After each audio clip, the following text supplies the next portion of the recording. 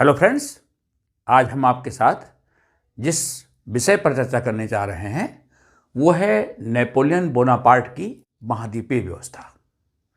Napoleon Bonaparte पर जो अपनी सीरीज चल रही है उसमें कुछ विषय बड़े महत्वपूर्ण हैं और सभी प्रतियोगी परीक्षाओं में नेपोलियन की महाद्वीपीय व्यवस्था के बारे में, महाद्वीपीय व्यवस्था क्या थी, क्यों असफल हो गई, इस पर प्रश्न आता है। नेपोलियन के पतन के क्या कारण थे, कैसे वो बैटल ऑफ वाटरलू में पराजित हो गया। जो विश्व विजेता था लगातार युद्धों में सफलता पे सफलता प्राप्त करता गया, लेकिन अंत में वो पराजित हो गया। तो उसके क्या कारण थे, ये कुछ बड़े प्रमुख बिंदु हैं जो पूछे जाते हैं। तो आज हम चर्चा करने चल रहे हैं नेपोलियन की महाद्वीपीय व्यवस्था के बारे में। महाद्वीपीय व्यवस्था या कॉन्टिनेंटल सिस्टम या इसको कॉन्टिनेंटल ब्लॉकेट के नाम से भी जानते हैं। तो इसे हम कॉन्टिनेंटल ब्लॉकेट या कॉन्टिनेंटल सिस्टम। ओके, नेपोलियन ने यह व्यवस्था किसके विरुद्ध लागू की? इंग्लैंड के खिलाफ। तो यह व्यवस्था थी इंग्लैंड के खिलाफ।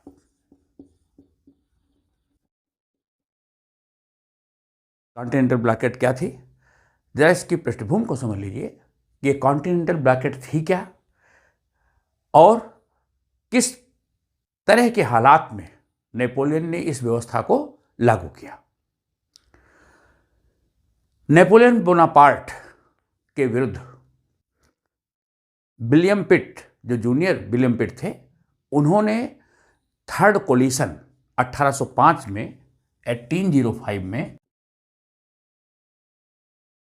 विलियम पिट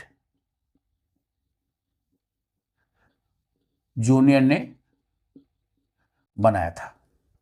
यह था थर्ड कोलिशन।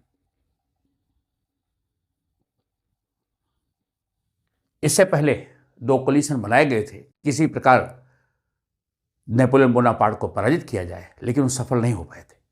तो थर्ड कोलिशन बनाया गया विलियम पिट के द्वारा और उसमें जो शामिल देश थे ब्रिटेन, ऑस्ट्रिया, प्रसा और स्वीडन, रसिया, ये देश शामिल थे। इन देशों ने मिलकर के एक संयुक्त मोर्चा बनाया कि नेपोलियन को पराजित किया जाए। लेकिन नेपोलियन का जो उस समय जुनून था, नेपोलियन के अंदर जिस प्रकार का जज्बा था और जिस तरह उसने एक देश के बाद दूसरे देशों को जीतने की रणनीति बनाई, थर्ड कोलिशन उसके सामने टिक नहीं सका और नेपोलियन ने ऑस्ट्रिया को 1805 में, दिसंबर 1805 में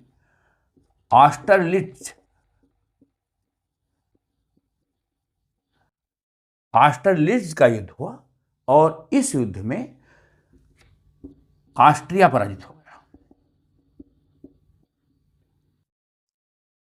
इसके बाद नेपोलियन ने ऑस्ट्रिया को पराजित कर दिया।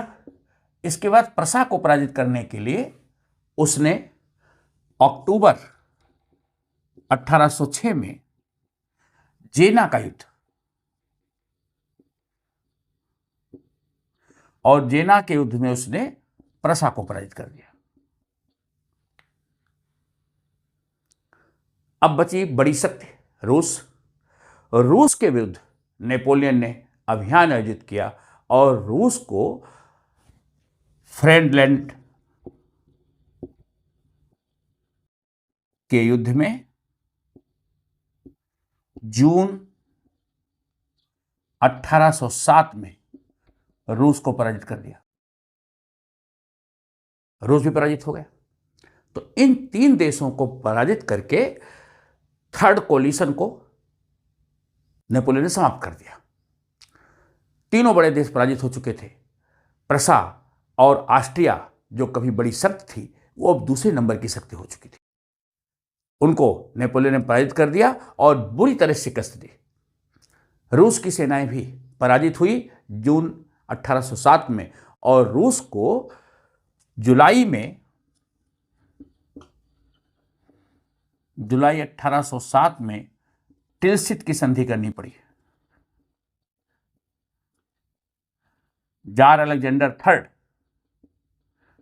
और नेपोलियन के बीच ये संधि नीमन नदी पर बंधे हुए एक जहाजी बेड़े पर की गई और इस संधि में नेपोलियन ने जार के सामने कोई बड़ी शर्तें नहीं रखी, जार को पूरी लिबर्टी दी, लेकिन इन दोनों के बीच एक पारस्परिक संधि हुई और इस संधि के बाद रूस और नेपोलियन मित्र बन गए।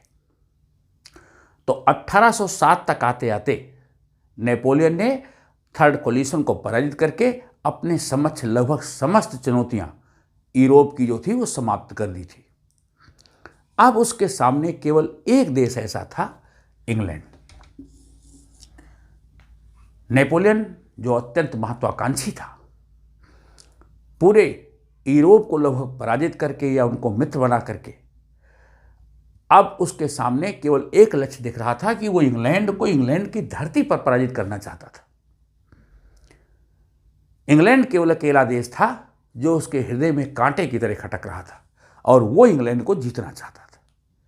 लेकिन इंग्लैंड को जीतना इतना आसान नहीं था, क्योंकि इंग्लैंड एक बहुत शक्तिशाली देश था। इसकी कुछ अपनी विशेषताएं थी, जैसे यूरोप का सबसे शक्तिशाली देश, नौसैनिक शक्ति के दृष्टि से इसका कोई मुकाबला नहीं था। नौसैनिक शक्ति इंग्लैंड की सबसे सर्वोच्च थी। इंग्लैंड का अंतर्राष्ट्रीय क्षेत्र पर संसार के कई देशों में उपनिवेश थे, तो कई देशों में उपनिवेशों का होना सामरिक दृष्टि से बहुत मजबूत स्थिति, आर्थिक स्थिति बहुत मजबूत, क्योंकि विभिन्न उपनिवेशों से जो होने वाली आय थी व्यवस्था को बहुत मजबूती दे रही थी। तो आर्थिक दृष्टि से सबलता, सैनिक दृष्टि से सफलता, विभिन्न देशों में औपनिवेशिक शक्तियां और नौसैनिक शक्ति का बहुत मजबूत होना बड़े प्लस पॉइंट थे और इसी वजह से फ्रांस इस पर आक्रमण करने से डरता था। साथ ही साथ नेपोलियन ने एक प्रयास करके देख लिया था। अगर आपको याद हो कि नेपोलियन ने इंग्लैंड पर एक अभियान स्पेन के साथ मिलकर के किया था और बैटल ऑफ ट्रफेलगर, जिसको मैंने आपको पहले बताया है, 1805 में ट्रफेलगर के युद्ध में फ्रांस और स्पेन की संयुक्त सेनाओं ने ब्रिटेन के खिलाफ युद्ध किया, लेकिन बैटल ऑफ ट्रफेलगर में फ्रांस और स्पेन की संयुक्त सेनाएं पराजित हो गई थी। यद्यपि उनका जो कमांडर था ब्रिटेन का, नेल्सन, वो मारा गया, लेकिन उसके बावजूद भी एक बहुत बड़ी नौसैनिक विजय ब्रिटेन को मिली थी और ब्रिटेन की नौशक्ति की जो ताकत थी उसको फ्रांस ने देख लिया था कि जो ब्रिटेन की नौशक्ति है वो अपराजेय है। तो बैटल ऑफ ट्रफेलगर के युद्ध में नेपोलियन को एक वानगी दिख चुकी थी कि इतना आसान नहीं है फ्रांस के द्वारा इंग्लैंड को विजित करना। और दूसरे मानचित्र में अगर आप देखें तो ब्रिटेन को देखिए, जो इंग्लैंड है वो अटलांटिक महासागर में उसकी द्वीपीय स्थिति है, वहां तक पानी के रास्ते ही पहुंचा जा सकता था, स्थल मार्ग से वहां पहुंचना संभव नहीं था। नेपोलियन स्थल युद्ध में बहुत प्रवीण था, कुशलता प्राप्त थी, लेकिन पानी के रास्ते जाने के लिए एक तो युद्धपोत चाहिए, बड़ा बेड़ा चाहिए, सैनिक चाहिए और मजबूत नौसेना चाहिए। ये सब चीज़ें फ्रांस के पास उतनी उन्नत अवस्था में नहीं थी जितनी कि इंग्लैंड की थी। तो ये सारी चीज़ें ऐसी थी जिसके लिए नेपोलियन को सोचना पड़ रहा था कि इंग्लैंड को जीता जाए तो कैसे जीता जाए, क्योंकि बिना नौसैनिक शक्ति के इंग्लैंड को जीतना संभव नहीं था। पानी के रास्ते ही जाना था, समुद्र पार करके इंग्लिश चैनल को पार करना था और उसके लिए आपके पास मजबूत नौसेना होनी चाहिए थी, क्योंकि इंग्लैंड की जो रॉयल नेवी थी वो उस समय की बहुत ही प्रमुख नौसैनिक शक्ति थी। ऐसी स्थिति में अब इंग्लैंड को कैसे पराजित किया जाए, इसके लिए उसने रणनीति सोचना चालू कर दिया। और नेपोलियन ने जब ये सोचना चालू किया, उस समय नेपोलियन अपनी शक्ति की चरम पर था। ध्यान करिए, 1807 में रूस को पराजित करने के बाद जब रूस के साथ टिल्सित की संधि हो गई, तो ये वो समय था जब नेपोलियन अपनी शक्ति की पराकाष्ठा पर था।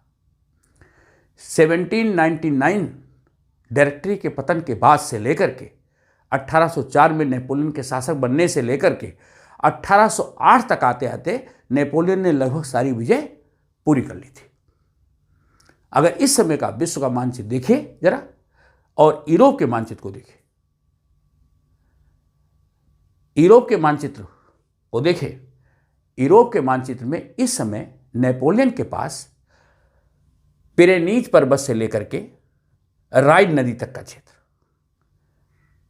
स्पेन के पास पिरेनीज पर्वत से लेकर के राइन नदी तक, इटली से लेकर के इटली से लेकर के ऊपर उत्तरी सागर तक का पूरा क्षेत्र नेपोलियन के अधीन था। पो नदी की उर्वर घाटी नेपोलियन के अधिकार क्षेत्र में थी। इटली के बड़े हिस्से पर नेपोलियन का अधिकार था। जर्मनी में इसकी तूती बोलती थी। हॉलैंड का शासक स्वयं इसका भाई लुई था।